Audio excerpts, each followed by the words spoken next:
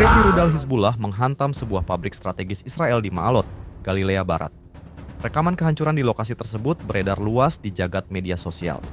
Dilansir Palestine Chronicle, serangan itu terjadi pada Minggu, 24 November 2024, pagi. Kelompok Hizbullah menembakkan setidaknya 60 roket saat itu dari Lebanon. Pada video yang viral, terlihat asap mengepul pabrik Ma'alot. Saat serangan itu berlangsung, ratusan ribu warga Israel berada di tempat perlindungan.